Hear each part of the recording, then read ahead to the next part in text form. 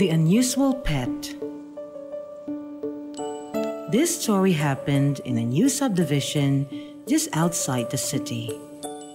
You know how it is with new subdivisions.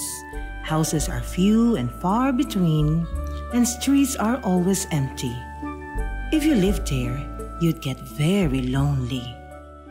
Ask Robin. He lived with his parents in the far end of the new subdivision. When his father went to work, which was every day, only his mother stayed with him in the house. But then she had meals to cook, clothes to wash and iron, and sleep to catch in the afternoon. So Robin was alone much of the time. One day, he asked his parents if he could have a pet. Maybe a dog? And where in the world would we get a dog? His mother asked.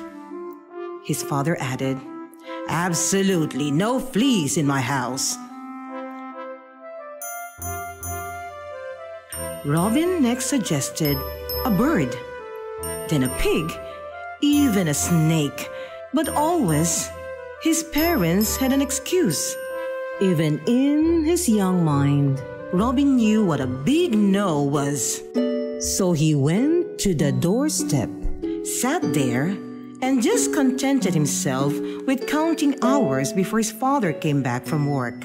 When he got tired counting the hours, he counted small green mangoes hanging in the tree in the front yard. You could tell how bored Robin was because he knew exactly how many mangoes hang in the tree and how many fell each day. And I think that's how he learned subtraction. When he got tired of math, he tried science. He explored the yard, usually going down on all fours, following a trail of ants, nudging a slow snail up a wall, or surprising a sleepy frog under a rock. One day, he noticed something unusual on the ground. He knelt down to take a good look at the little white thing that wiggled like crazy. "It's a baby worm!" he exclaimed. "Poor thing! I wonder why it wiggles so." The worm paused and looked at the boy. "If you'd be kind enough as to give me something to eat," he said in his tiny, warm voice, "I'll be your pet forever." Robin had no time to wonder how a worm could talk. He ran as fast as he could to find food in the kitchen. He returned with a glass of milk, which was the only food he imagined a worm could have. Slowly, he poured it on the ground, and the worm swam happily in the little white pool. Now, if you can't quite believe that a worm could talk, watch what it did next. To express his gratitude and to impress his audience, the worm began to do the wiggle, the way only a worm could do. You can imagine how a worm who had no hands and feet could dance. It was more like rolling and twisting and twirling.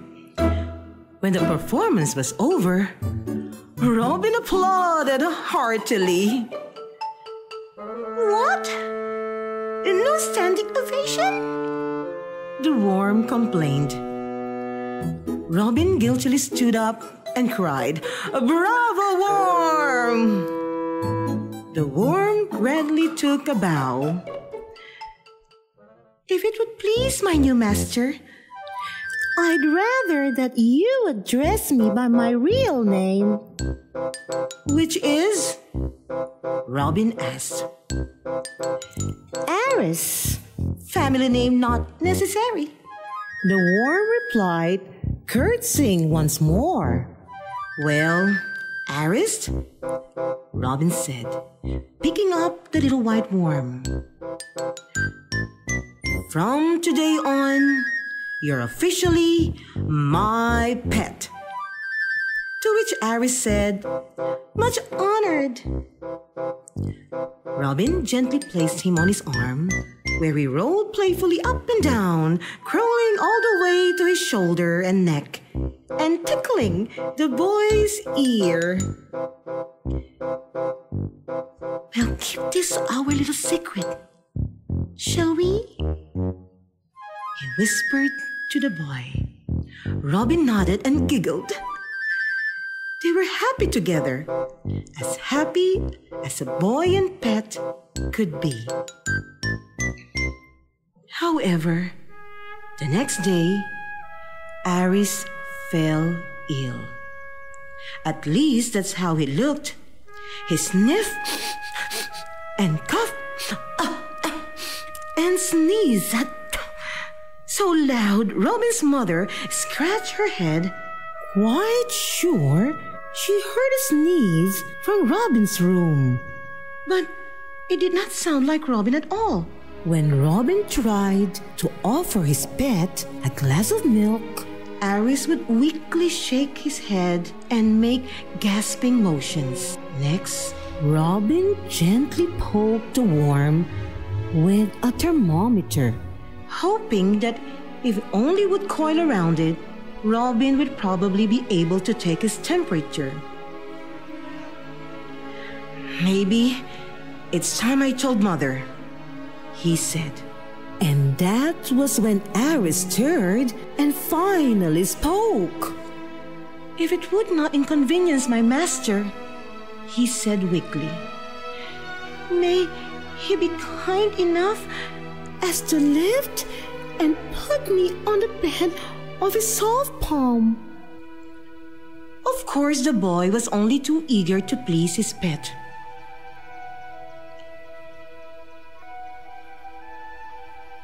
"If you would listen, there is something I want to tell you," the worm began, and Robin was all ears. "I will die soon." Before Robin could open his mouth in protest, the worm went on. "But there's a cure, which I dare not even mention." "But you must, cried the boy, tears filling his eyes. "If you insist," the worm continued. The cure lies in...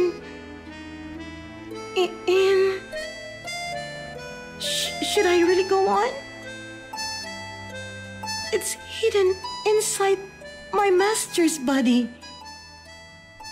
Where? Robin could hardly control himself. "If the master permits it, I shall look for it myself," Aris said. "There's a soft spot here in your foot where I can enter your skin. It won't hurt. I promise." "Do anything you want, as long as you get well," Robin told him. "I will wait for you here." Aris grinned from ear to ear, that is, presuming worms have ears, then quickly dove into the soft skin of Robin's foot and began burrowing.